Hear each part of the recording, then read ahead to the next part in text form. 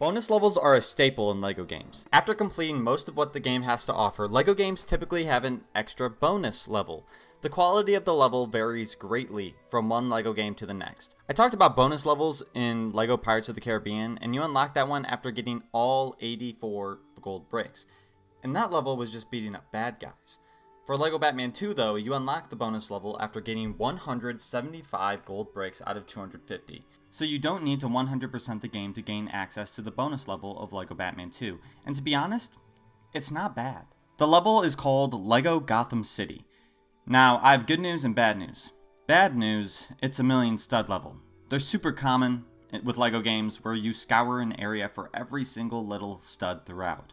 There are exactly 1 million studs, which usually means by the end of the level you'll be spending 20 minutes checking every little crevice just to find out that you didn't step over one little flower. It's annoying. The good news though, this might be one of the better million stud bonus levels out there. The Gotham City you see in this level is by no means accurate, but just 3 separate base plates with MIDI builds relevant to Gotham, or buildings you can visit in the actual open world. There's Wayne Tower, the hospital, Gotham Cathedral, among others. The level is designed for you to gain different suits and ergo more abilities, which will allow you to interact with more things in the level. And it's not just Batman and Robin that you play. The surprisingly non-linear design of the level is intriguing while you play. Like, oh, I have no character that can pull orange handles currently. Maybe later in the level I'll see someone? And sure enough, you'll eventually gain access to other characters such as the Penguin and Clark Kent. You even use a telephone booth as Clark Kent to become Superman, which is something unique to this level. You don't use a telephone booth anywhere else in the game, story or not. So it's neat to see something exclusive to the bonus level, which usually doesn't happen in these LEGO games. What's even more interesting is that the free play offers somewhat of a different experience. Since the level intends for you to do certain tasks in a specific order in story mode, having the entire roster at your disposal in free play allows you to do any task you want, assuming you have the whole roster unlocked. Now, I find million stud levels to be boring and even frustrating sometimes. There's even a way to screw your way out of being able to complete this level. I would explain, but it requires explanation of some abilities we haven't seen yet in this series, but it has to do with screwing yourself out of a few thousand studs that you need to complete the level. So, yeah, that sucks. Like, I recognize the unique level design, not typically seen in most bonus levels, or honestly, levels in general. But being able to lock yourself out of level completion, if you aren't careful, is just not acceptable, especially if you spend over 60 minutes on this level, which is entirely plausible. Imagine going crazy spending a half hour trying to find that last 20,000 studs just to realize that you might have screwed yourself over a long time ago and just wasted all of this time, because that's what I did when playing this level in free play. You know, maybe I gave this level too much credit.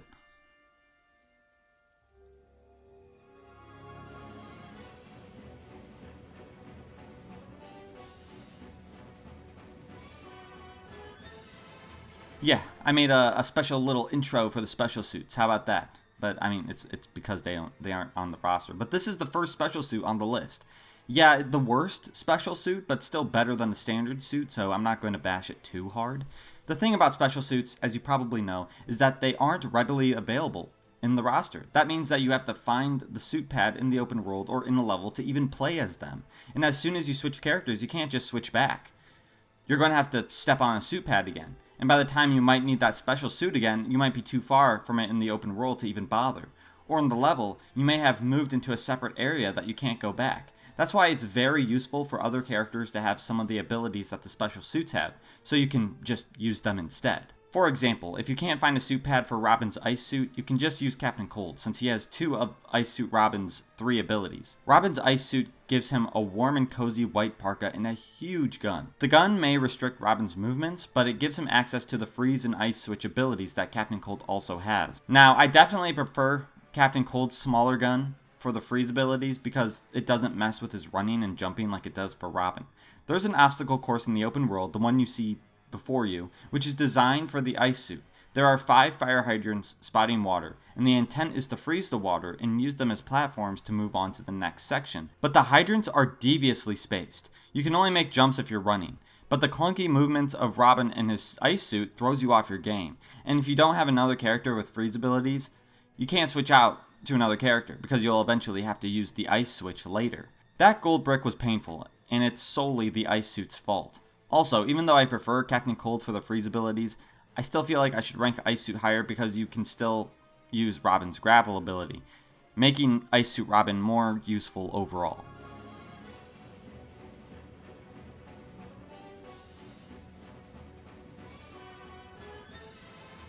Now, this is a weird situation. First of all, it's the Riddler. Yippee, he was the focus of a campaign in the first LEGO Batman game, but he's completely different, physically and mechanically.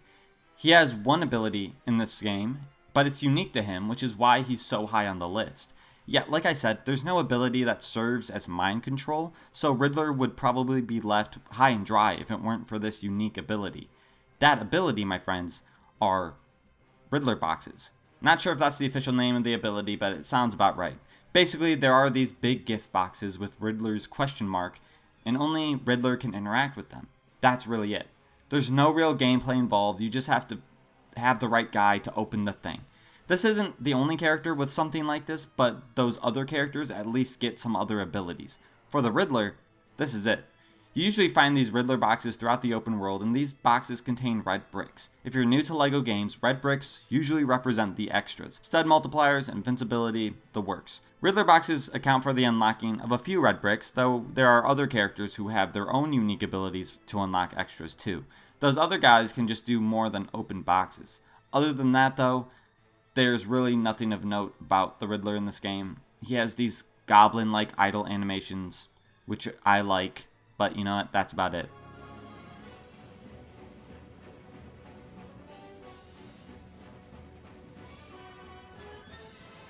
Man, finally. I've been waiting to talk about this guy. Fun fact, The Flash is my favorite DC superhero. Probably a cold take, I know, but it just amazes me how much they've been able to do for a guy that essentially, for lack of a better phrase, just runs really fast. It's just a shame the CW Flash went on for about 7 seasons too long. And the whole Ezra Miller situation. James Gunn, if you're listening, The Flash needs a redemption for his live action interpretations. But what about The Flash in this game? After playing mainly as Batman and Robin with a little bit of Superman for most of the story, you finally get access to 4 more core Justice League members for the last few levels. The Flash is one of them, but unfortunately this guy barely contributes anything at all. First of all, he can build regular bricks faster, but also he builds at the same rate you would if you had the super build extra on, so it's like half an ability at best. The next one is actually unique to the Flash. I'm calling it Reconstruct, but I'm not sure what the official term for the ability is. It's too rare to be even considered an ability, I think. But if the bricks are sparkling yellow, the Flash can somehow interact with them in a way that no other character can. I remember you having to unlock 1 or 2 vehicle pads in the open world with this special ability that the Flash has. You can also use them to put together some black bricks that a certain other character pulled apart, essentially undoing his work. But there's no real incentive to do this. Not even for studs. So yeah, he shouldn't be this high on the list, but his sparkling yellow brick ability is exclusive despite it being underutilized. At least it can be acknowledged that speedsters as a whole got better treatment in future LEGO DC games. And also, the dude is just fun to play as. Something about his rampant movement on the ground, around these citizens just walking in the middle of the street. I stand by my idea that Gorilla Grodd should have been switched out of the Villains DLC pack for Reverse Flash, just to get another speedster in the roster. Yeah, the super speed in the open world isn't as fast as flying, but it's just entertaining. And is that not what we're trying to achieve in gaming as a whole? Just to have a grand old time.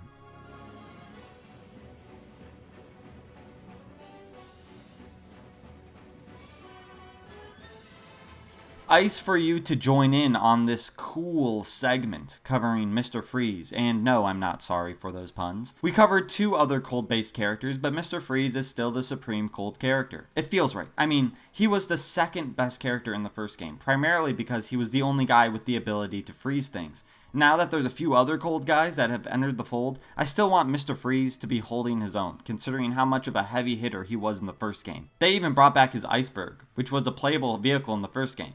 In this game, it's a boat instead of a land vehicle. But his iceberg being here just goes to show his legacy. Maybe I'm being too dramatic about it, but alas, Mr. Freeze is the last ice character that hasn't been covered yet and therefore is the best one. I really hyped him up. Well, All he has that makes him better is his strength ability. That's really it, besides that big old gun of his, allowing him to freeze water and use ice switches. Mr. Freeze is also one of the few villains with a cool fight location. There's like this observatory island in the southeast corner of the open world where you fight him. It's a nice change after fighting a ton of villains on boring rooftops to unlock them.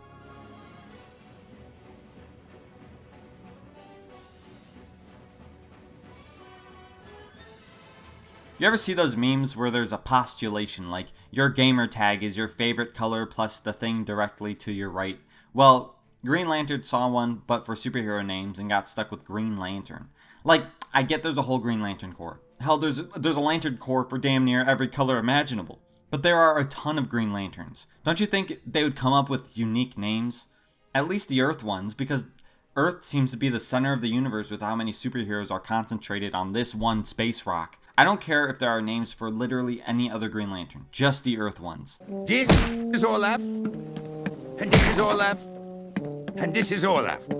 This is Olaf, Olaf, Olaf, Olaf, and Olaf. So let me guess, your name must be... That's right. Hal Jordan. There probably is a reason why he has to call himself Green Lantern, and you guys are probably heading to the comments to educate me. But while you do that, allow me to introduce Green Lantern in this game. Green Lantern is only available to play in the last 2 levels in story mode, but his signature ability gets as much mileage as it can. Remember in Sinestro's segment where I said he was gatekept from a certain ability simply for the color of his ring? Well, this is that ability I believe he should have had. Green Lantern is the only character in this game that can take green Lego pieces and make something special. Usually some regular object that is just insanely large. But I don't think it would be too much to ask for Sinestro to have this ability too. I mean, he used to be a Green Lantern before turning to the dark side. Or yellow side. At least this issue was rectified in later LEGO DC games, but to be honest, aside from the 2 levels you play as Green Lantern and a few select places in free play for mini kits, the green Lego ability is kind of thrown to the wayside. You basically never use it in the open world except for these green rockets you can build in the middle of the street. These rockets only give you some studs, but nothing required for 100% completion. Other than green Lego though, Green Lantern can fly, which comes as no surprise. Green Lantern would not be this high on the list at all if it weren't for that exclusive ability of his, but, you know, exclusive abilities are all it takes to rank high in this game.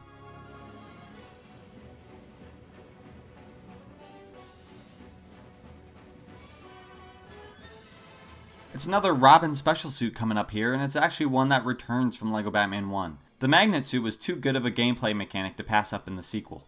The magnet suit gives Robin 2 new abilities. Well, first, I am obligated to report on his 2 abilities that carry over from the standard Robin suit. Magnet suit Robin can still throw batarangs and use grapples, but that's the boring stuff. Let's go over the semi-new ability. I say semi because it's obviously something we saw in the first game. Robin, when wearing the magnet suit, can climb up magnetic walls. The look of the wall you can climb changed a bit between games. In the last game, it looks like a cheap vent.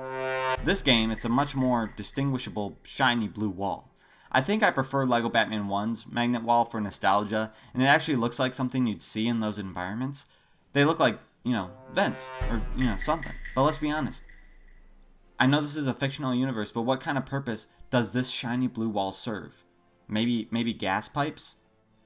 But newsflash, gas pipes are combustible, which is why they typically bury them underground. Exposing them on the sides of buildings is very dangerous.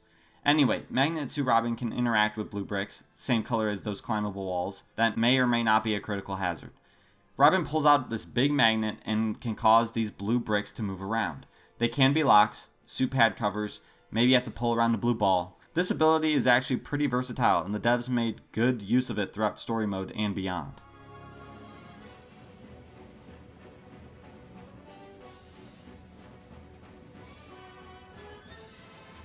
And just like that, we're seeing the first of the Batman special suits. This is an interesting one because it seems that this is a combination of 2 different Batman special suits from the first game. You might remember the Sonic Batman suit from the first game, the all blue one. You may also remember the Glide suit from the first game, the one with the large wings. Well, Batman's unexcitingly and redundantly named suit, the Bat suit, combines the best qualities of these 2 suits. First of all, He glides now? He glides now. That's stupid. Cut that. He has all new retractable wings, but not really new, since I said this is carried over from the first game. I believe Glide is new to this series, but it works the exact same way as the first game. You go to jump, and you hold down the button, and you can travel over a good amount of distance in the air. Unlike Killer Moth and Man-Bat, Batsuit Batman didn't get the upgrade to flight, which makes sense, so no harm done. This suit gets the sonar ability that the Sonic Batman had in the first game. Sidebar, they named him Sonic Batman because he looks like Sonic the Hedgehog if you squint really hard. But that's neither here nor there. The Batsuit gets a sonic gun to either emit a noise or to shoot noise balls. One other little Sonic trait that those with the Sonic ability have is by pressing the action button once without holding down. And you can shoot your Sonic gun or mouth or whatever to the ground, and it emits a huge burst of glass shattering noise, and it can burst a larger radius of glass. Useful for the rare case of a glass panel at a different elevation than you. I'll be honest, it took me way too long to discover that big burst trick, because there's this one particularly nasty obstacle course in the open world with 2 glass panels a few feet higher than you. I think when I first played the game, I found just the right spot to somehow use the Sonic Stream to get those higher glass panels. And by the way, the obstacle course wasn't nasty. I lied. It was just that one specific location that peeved me for a solid 2 minutes.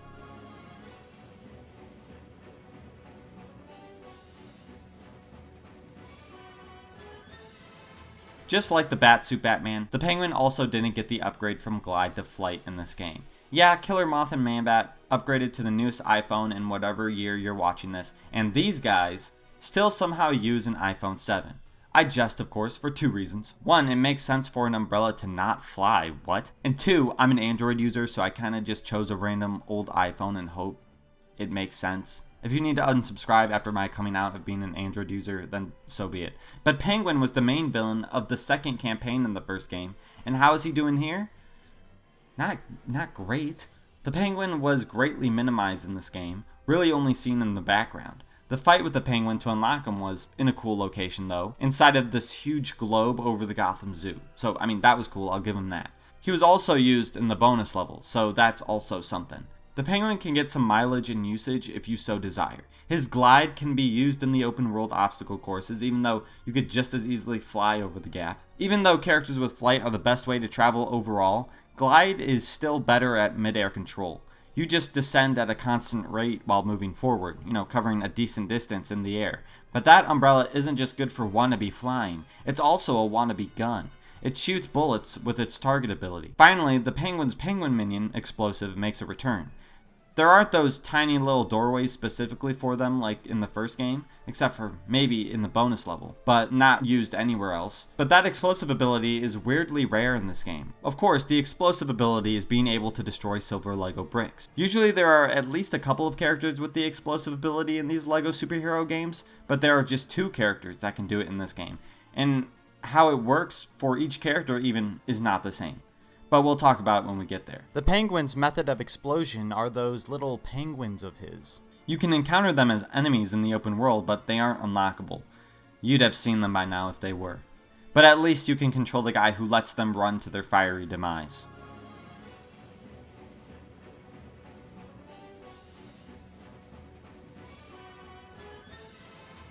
Hey, yet another Suicide Squatter. Killer Croc has never been featured in live action aside from the 2016 Suicide Squad movie, and it's because of that movie that we probably won't get live action Croc for at least a little while more. Killer Croc wasn't even really an issue in the movie considering other shocking performances, but there's definitely a reason why they cut a majority of the team in the James Gunn Suicide Squad movie, Killer Croc included. In Lego Batman 2 though, Killer Croc was one of the several villains that did not change appearance at all between games. But hey, in the 2 Lego DC games after this, Killer Croc went big fig. So, a small Croc in this game is welcome. Killer Croc has 2 new abilities to the series, but 3 total. The ability we've seen before is Strength, which is carried over from the first game. His next 2 abilities are also carried over from the first game, but, they're new. You haven't seen them before in this series. The first is Toxin Immunity. Nothing too crazy, Killer Croc just doesn't lose health when walking over toxic gunk. The last ability of this green guy is Dive. Killer Croc sinks to the bottom of pools, being able to interact with the objects on the pool bottom. Doesn't work in the open world though. Quick note, Gotham City in this game is an island. There's no bridges, no airports. You're basically stranded. But if anyone could get off this Alcatraz-esque hellscape, it would be Killer Croc. Because, he's a crocodile, he can swim. But no, something in the lake water takes away Killer Croc's ability to swim and breathe underwater. There's truly no way out. I pity the souls stuck in this purgatory.